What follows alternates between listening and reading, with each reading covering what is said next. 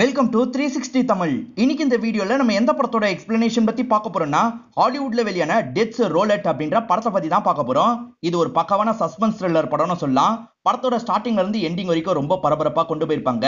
ஸ்டார்டிங்ல நீங்க நினைக்காத 2 ட்விஸ்ட் வரும். கண்டிப்பா இந்த படம் உங்க எல்லாருக்குமே பிடிக்கும் நம்புறேன். இந்த படத்தோட எக்ஸ்பிளனேஷனுக்குள்ள போறதுக்கு முன்னாடி இந்த வீடியோக்கு ஒரு லைக்க போட்டுருங்க. நீங்க போடுற லைக் மூலியமா இந்த வீடியோ இன்னும் நிறைய பேர்கிட்ட கொண்டு போய் சேர்க்கப்படும்.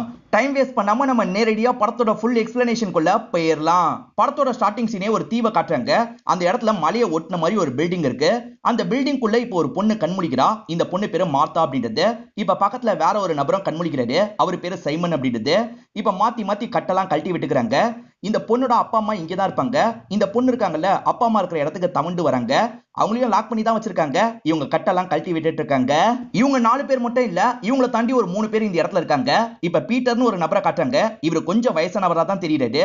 பக்கத்துல ஒரு லேடி இருக்காங்க. அவங்க பேரு ஜூலி அப்படின்றது. இப்ப ஜூலியோட கட்டை கழட்டி விடலாம் அப்படின்ற மாதிரி கழட்டி விடுறது. இதை தாண்டி இந்த இடத்துல ஒரு பெரியவரும் இருக்க மாதிரி நமக்கு காட்டுறாங்க. இவங்க எல்லாருமே சேர்ந்த மாதிரி ஒரு ரூம்ல தான் லாக் ஆயிருக்காங்க. யார் இவங்களை லாக் பண்ணி வச்சிருக்கா அப்படின்றதுலாம் இவங்களுக்கு தெரிய மாட்டேங்குது. இந்த ரூம்ல மொத்தமா 7 பேர் இருக்காங்க. இவங்க 7 பேருக்கும் பெருசா பழக்கம் கிடையாது.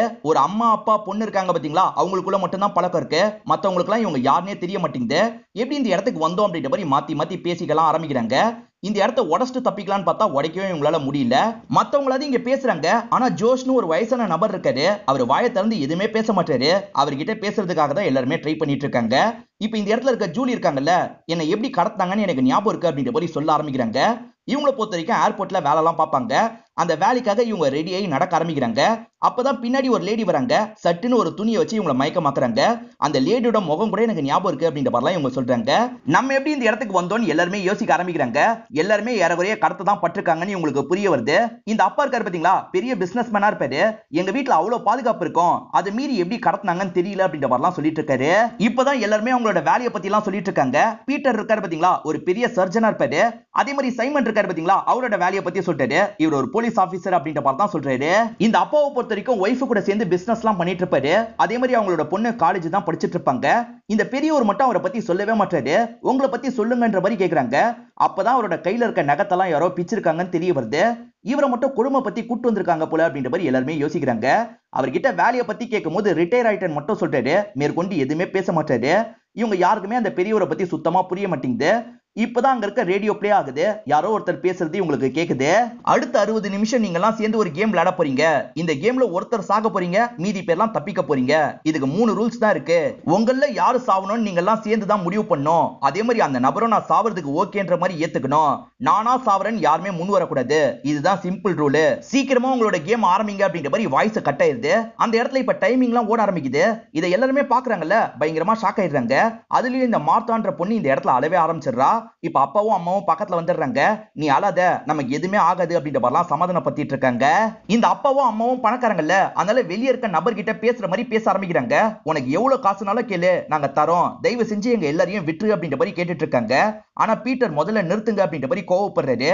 அவன் தான் கேம் விளையாடணும்னு தெளிவா சொல்லிட்டான்ல, நம்ம கண்டிப்பா விளையாண்டாதான் வெளியே போக முடியும். நம்மள யாராவது ஒருத்தர சூஸ் பண்ணி தான் ஆகணும்னு சொல்றாரு. இவரு சொல்றதுதான் சரி அப்படின்ற மாதிரி ஜூலி ஏத்துக்கிறாங்க. ஜூலி என்ன சொல்றாங்கன்னா, எனக்கு வெறும் 35 வயசு தான் ஆகுது, அதனால வயசானவங்கள நம்ம கன்சிடர் பண்ணலாம் அப்படின்ற மாதிரி சொல்லிட்டாங்க. இதை கேட்கிற பீட்டர் பயங்கரமா டென்ஷன் ஆயிடுறாரு. அது என்ன வயசானவங்களை கன்சிடர் பண்றது, வயசானவங்களுக்கு ஃபேமிலி எல்லாம் கிடையாதா, அதனால என்னெல்லாம் கன்சிடர் பண்ணக்கூடாது அப்படின்ற மாதிரி கோவப்பட்டு இருக்காரு. சைமனை பொறுத்த வரைக்கும் போலீஸ்னு சொன்னார்ல, நீ போலீஸா எங்க எல்லாருக்காகவும் உன்னோட உயிரை தரலாம், தப்பில்லை அப்படின்ற மாதிரி சொல்லிட்டாங்க. வெளியே என்னோட வேலையில் தான் உயிரை தரலாம், இங்கெல்லாம் என்னால தர முடியாது அப்படின்ற மாதிரி சைமன் சொல்லிடுறாரு. இந்த மாதிரி மாத்தி மாத்தி சண்டை போடுறாங்களே தவிர இவங்க சூஸே பண்ணிக்க மாட்டாங்க. இந்த சமயம் பெரியவர் இருக்காரு பாத்தீங்களா, நான் வேணா சாகிறதுக்கு ரெடியா இருக்கேன்ற மாதிரி சொல்றாரு. ஒருத்தர் சாகிறதுக்கு ஓகே சொல்றாரு அப்படின்ற மாதிரி எல்லாருமே உள்ளுக்குள்ள சந்தோஷம் தான் படுறாங்க. ஆனா வெளியே என்ன சொல்றாங்கன்னா, நீங்க எதுக்காக சாவணும், நம்ம யோசிச்சு முடிவு பண்ணலாம்னு சொல்லிட்டாங்க. ஆனா பீட்டர் இருக்காருல, அவரே சாவரன்னு சொல்றாரு. நீங்க எதுக்காக நிறுத்துறீங்க, இது அவரோட முடிவு அப்படின்ற மாதிரிலாம் சொல்லிட்டு இருக்காரு. ஆனா இதெல்லாம் கேட்டுட்டு இருக்க மார்த்தா டென்ஷன் ஆயிடுறாங்க. ஒருத்தர் சாவரன்னு சொன்னா உடனே சரின்ற மாதிரி ஏத்துக்கிறீங்க, இந்த விஷயத்தை என்னால ஏத்துக்க முடியாதுன்னு சொல்லிட்டாங்க. நீங்க எதுக்காக தாத்தா சாவணும், அதெல்லாம் ஒண்ணும் தேவையில்லை, நம்ம யோசிச்சு முடிவு பண்ணுவோம் அப்படின்ற மாதிரி சொல்லிட்டு இருக்காங்க. இப்ப பீட்டர் பயங்கரமா டென்ஷன் ஆயிட்டாரு. நீ எதுக்காக அவரை வேணான்னு சொல்ற? அவரை வேணான்னு சொன்னா நீ வேணா சாவு, நீ தான் பெரிய தியாகி மாதிரி பேசிட்டு இருக்கல அப்படின்ற மாதிரிலாம் கோவப்படுறாரு. மார்த்தா என்ன சொல்றாங்கன்னா, அவர் சாக வேணாம், நான் கூட சாவறதுக்கு ரெடியா தான் இருக்கேன்னு சொல்றாங்க. என் பொண்ணெல்லாம் சாக மாட்டா அப்படின்ற மாதிரி அம்மா சொல்றாங்க. இதனால அம்மாக்கும் பீட்டருக்கும் இந்த இடத்துல ஆர்குமெண்ட்லாம் வந்துட்டு இருக்கு. இப்ப பெரியவர் நிறுத்துங்க, எதுக்காக தேவையில்லாம சண்டை போடுறீங்க? என் வாழ்க்கையில நான் பெரிய தப்பு பண்ணிருக்கேன், அதுக்கான தண்டனையா நினைச்சுக்கிறேன், நானே சாவறேன்னு சொல்லிட்டாரு.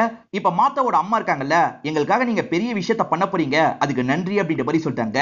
இப்ப ஜூலியும் பக்கத்துல வந்து இந்த பெரியவர்கிட்ட பேசுறாங்க. கண்டிப்பா என்னோட உயிர் இருக்க வரைக்கும் இதை மறக்க மாட்டேன் அப்படின்ற மாதிரி சொல்றாங்க. இப்ப சைமனும் இவருக்கு நன்றி சொல்றதுக்காக பக்கத்துல வந்து பேசிட்டு இருக்காரு. அப்பதான் அங்க இருக்க கதவு திறக்குது. ஒரு பையனும் ஒரு பொண்ணும் சேர்ந்த மாதிரி இந்த பெரியவரை ஷூட் பண்ணி சாவடிச்சிடுறாங்க. இத பாக்குற இவங்க எல்லாருமே ஷாக் ஆயிடுறாங்க. இப்பதான் அவங்க ரேடியோல இவங்க கிட்ட பேச ஆரம்பிக்கிறாங்க. நாங்க சிம்பிளா 3 ரூல்ஸ் தான் சொன்னோம், அதை கூட உங்களால ஃபாலோ பண்ண முடியாதா? அந்த பெரியவரே சாவரன்ற மாதிரி வந்தாரு, அதனால இதை கணக்குல ஏத்துக்க மாட்டோம் அப்படின்ற மாதிரி சொல்றாங்க. சீக்கிரமா உங்கள ஒருத்தரை சூஸ் பண்ணுங்க அப்படின்ற மாதிரி டைமிங் ஆன் ஆயிருது.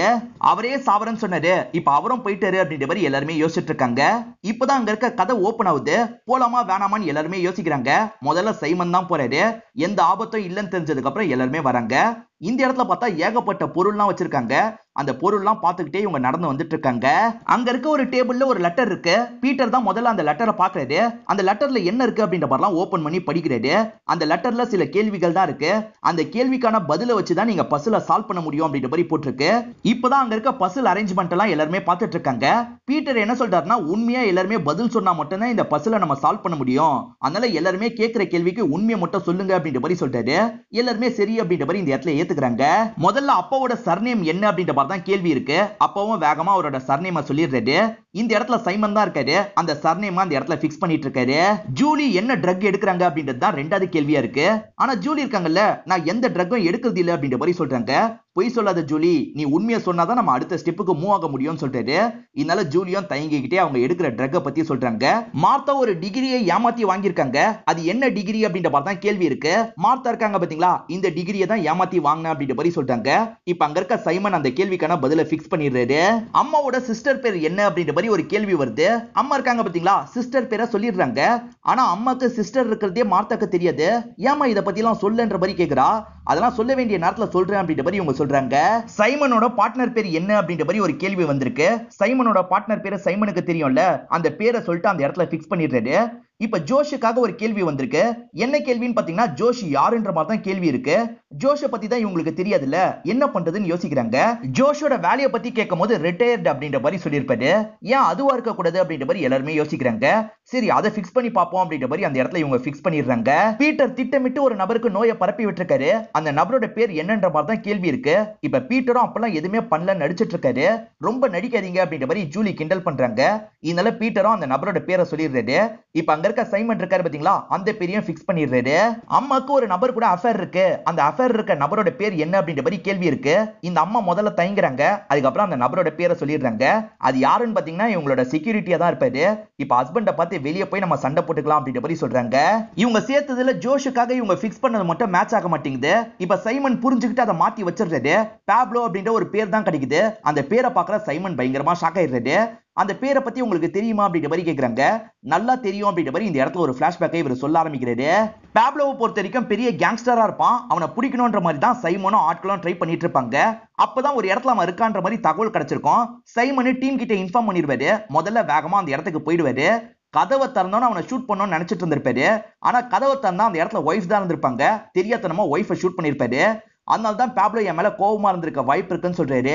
இந்த விஷயத்தெல்லாம் பாப்லோ தான் பண்றானா, நான் சம்பந்தப்பட்ட மாதிரி நீங்களும் கண்டிப்பா சம்பந்தப்பட்டிருக்க வாய்ப்பு இருக்கு. நல்லா யோசிங்க. பாப்லோவோட அம்மா பேர் இது, அப்பாவோட பேர் இது, ஒய்ஃபோட பேர் இது அப்படின்ற மாதிரி எல்லா டீட்டெயிலையும் சொல்றாரு. ஜூலி டீனேஜ் பொண்ணா இருக்கும் போதே ட்ரக் எடுக்கிற பழக்கம்லாம் இருக்கும். ட்ரக் எடுத்துட்டு இவங்க கார் ஓட்டிட்டு வந்துட்டு இருக்கும் போது ஒரு லேடி அடிச்சு தூக்கிடுவாங்க. அந்த லேடி பாப்லோவோட அம்மா தான்றது இப்பதான் இவங்களுக்கு புரிய வருது. இதை இவங்க சொல்லிட்டு இருக்கும் போது பீட்டர் எனக்கும் ஒரு விஷயம் ஞாபகம் வருது அப்படின்ற மாதிரி சொல்ல ஆரம்பிக்கிறது. பல வருஷத்துக்கு முன்னாடி ஒரு ஆபரேஷன் பண்ற நிலைமை வந்திருக்கும். ஒரு சின்ன பையன் தான் அம்மாவை கூட்டு வந்து சேர்த்திருப்பான். அந்த சின்ன பையன் தான் பாப்லோன்னு நினைக்கிறேன். அந்த அம்மாக்கு ஆபரேஷன் பண்ணலான்னு பார்த்தா அவங்க அதுக்குள்ளேயே இறந்து போயிட்டாங்க. அதனால என்னால காப்பாற்ற முடியாம போயிடுச்சு அப்படின்ற மாதிரி சொல்லிட்டாரு.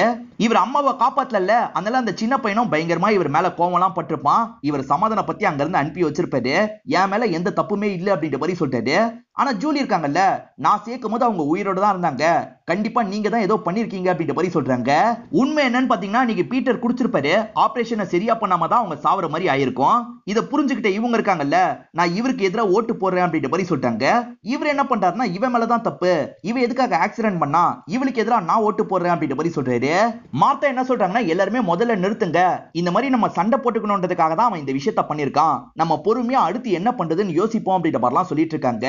இதெல்லாம் கேட்கிற சைமன் இருக்கார்ல, நாங்கெல்லாம் சம்பந்தப்பட்டிருக்கோம்னா கண்டிப்பா நீங்களும் சம்பந்தப்பட்டிருப்பீங்க, யோசிச்சு பாருங்க அப்படின்ற மாதிரி சொல்றாரு. அம்மா என்ன சொல்றாங்கன்னா 25 வருஷத்துக்கு முன்னாடி எங்க கிட்ட வேலை பார்த்த லேடி பிரெக்னெண்டா இருந்தாங்க, அந்த லேடியோட பேரு இந்த பேர் தான், அவங்க பிரெக்னன்சிக்காக காசு கேட்டாங்க, அதெல்லாம் தர முடியாதுன்ற மாதிரி கோவப்பட்டு அனுப்பி வச்சோம், அவங்க தான் பேப்லோட அம்மா போல அப்படின்ற மாதிரிலாம் சொல்லிட்டு இருக்காங்க. இப்பதான் வேற ஒரு கதை ஓபன் ஆகுது. இவங்க எல்லாருமே சேர்ந்த மாதிரி அந்த இடத்துல நடக்க ஆரம்பிக்கிறாங்க. இவங்க பாஸ்டர் ரிலேட் பண்ற மாதிரி நிறைய பொருள் அந்த இடத்துல இருக்கு. அவங்க அவங்களுக்கு என்ன பொருள் அப்படின்றதுலாம் தெரியுது. இப்ப அம்மா இருக்காங்கல்ல, அப்பாவை நிக்க வச்சு பேசுறாங்க. யாராவது செலக்ட் ஆனாங்கன்னா ஓகே, அப்படி செலக்ட் ஆகலன்னா கடைசி நேரத்துல என்ன செலக்ட் பண்ணுங்கன்னு சொல்றாங்க. ஹஸ்பண்ட் அதெல்லாம் வேணாம்னு சொல்றாரு, ப்ளீஸ் பண்ணுங்க அப்படின்ற மாதிரி சொல்றாங்க. இப்ப மார்த்தா இருக்காங்கல்ல, ஜூலிய பாக்குறதுக்காக வராங்க. ஜூலி பையன் வரைஞ்ச பெயிண்டிங்க தான் பார்த்துட்டு இருக்காங்க. அப்பதான் ஜூலிக்கு பையன் இருக்கிறதே தெரிய வருது. ஜூலி சிங்கிள் மாமா இருப்பாங்க, பையனை வளர்க்கறதுக்கு பயங்கரமா இவங்க கஷ்டம் எல்லாம் பட்டுட்டு இருக்காங்க அப்படின்றத மார்த்தா கிட்ட சொல்லிட்டு இருக்காங்க. இதெல்லாம் கேட்ட மார்த்தா இருக்கா பாத்தீங்களா, வேகமா பேரண்ட்ஸ் கிட்ட வந்துடுறா. இந்த மாதிரி ஜூலி கஷ்டத்துல இருக்காங்க, இதை வச்சு நீங்க பேசி பார்த்தா அவங்க செலக்ட் ஆக வாய்ப்பு இருக்கு அப்படின்ற மாதிரி சொல்றா. வேலைக்காரிக்கு காசு கொடுக்காம அனுப்பணும் அப்படின்ற மாதிரி அவங்க சொன்னாங்க பாத்தீங்களா, அந்த வேலைக்காரியோட பேரு வேற அப்படின்ற மாதிரி அங்க இருக்க ஒரு இடத்துல எழுதி இருக்கு. இத முதல்ல சைமன் தான் பாக்குறாரு. நீங்க எங்க கிட்ட போய் சொல்லிருக்கீங்க, ஒழுங்கா உண்மையை சொல்லுங்க அப்படின்ற மாதிரி கேக்குறாங்க. இவங்க சிஸ்டரோட பேரை கேட்கும் போது பாதி பேர் தான் சொல்லிருப்பாங்க, இப்பதான் முழு பேரை சொல்லிட்டாங்க. பார்த்தா அது பேப்லோட அம்மா பேரு. இப்ப கேட்டுட்டு இருக்க எல்லாருமே பயங்கர ஷாக் ஆயிடுறாங்க. ஆக்சுவலா இவங்களுக்கு சிஸ்டர் இருக்காங்கல்ல, அவங்க மனநலம் பாதிக்கப்பட்டவங்க மாதிரி இருப்பாங்க. அதனால ஹாஸ்பிட்டல்ல உங்களுக்கு ட்ரீட்மெண்ட்லாம் போயிட்டு இருக்கு. அந்த ட்ரீட்மெண்ட் போயிட்டு இருக்கும் போதே அவங்க பிரெக்னன்ட் ஆயிடுவாங்க. அதுக்கு யார் காரணம் அப்படின்றதுலாம் இவங்களுக்கு தெரியாது. இப்ப குழந்தை பிறந்தது இல்ல, அந்த குழந்தையை இவங்க கிட்ட ஒப்படைக்கிறாங்க. இவங்க அந்த குழந்தைய பார்க்க மட்டும் செய்யறாங்க. இந்த குழந்தையை என்னாலாம் வளர்க்க முடியாது, அதனால நீங்களே என்ன பண்ணுமோ பண்ணுங்க அப்படின்ற மாதிரி சொல்லிட்டு கிளம்பி போயிருப்பாங்க. இதனால தான் பேப்லோ என் மேல கோவப்பட்டிருக்க வாய்ப்பு இருக்கு அப்படின்ற மாதிரி அம்மா சொல்லிட்டாங்க. ஜூலி என்ன சொல்றாங்கன்னா எங்க எல்லாரை விடவும் நீங்க தான் பெரிய தப்பு பண்ணிருக்கீங்க அப்படின்ற மாதிரிலாம் திட்டிட்டு இருக்காங்க. இறந்து போன ஜோஷ் இருக்காரு பாத்தீங்களா, அவர் தான் ஹாஸ்பிட்டல்ல அந்த அம்மா கிட்ட தப்பா நடந்திருப்பாரு. ஜோஷுக்கு இவங்க ரிட்டையர் அப்படின்ற வார்த்தையை செட் பண்ணாங்கல்ல, அது மேட்ச் ஆயிருக்காது.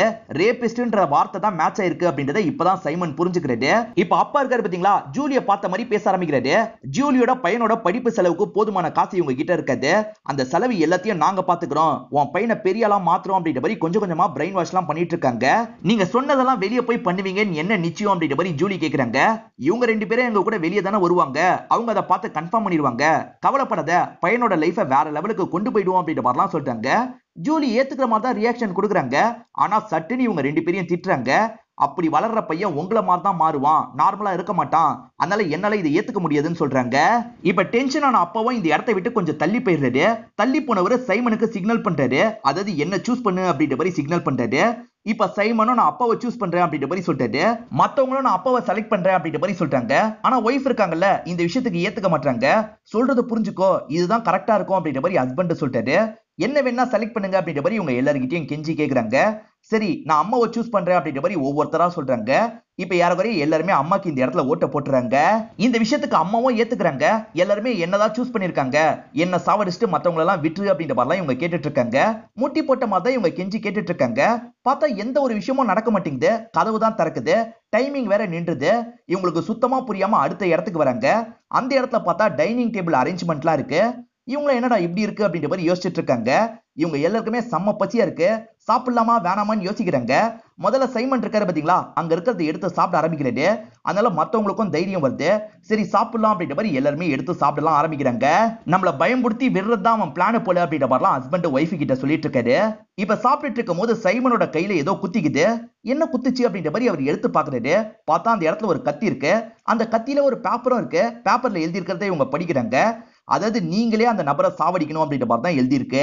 இப்ப நின்ன டைம் திரும்பி ஸ்டார்ட் ஆயிருது. பீட்டர் கொஞ்சம் கூட யோசிக்க மாட்டாரு. அந்த கத்தியை என்கிட்ட குடு அப்படின்ற மாதிரி வாங்கிடுறாரு.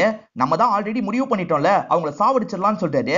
ஆனா ஹஸ்பண்ட் இருக்காருல, அதுக்கு அலோவ் பண்ண மாட்டாரு. சைமன் என்ன சொல்றாருன்னா நம்மள கொலைகாரனா மாத்த பாக்குறான், நீங்க அவசரப்பட்டு இதெல்லாம் பண்ணாதீங்க அப்படின்ற மாதிரி சொல்றாரு. ஆனா பீட்டர் ஏத்துக்கவே மாட்டாரு. ஒய்ஃப் அட்டாக் பண்றதுக்காக வராரு. ஹஸ்பண்ட் தான் தடுத்து சண்டை போடுறாரு. இவங்க ரெண்டு பேருமே மாத்தி மாத்தி கத்தி வச்சு சண்டை போடுறாங்க. அப்ப தெரியாதனமா பீட்டரோட வயித்துல அந்த கத்தி இறங்கிருது. இப்ப அவரும் வலியோட கீழே உட்காந்துடுறாரு.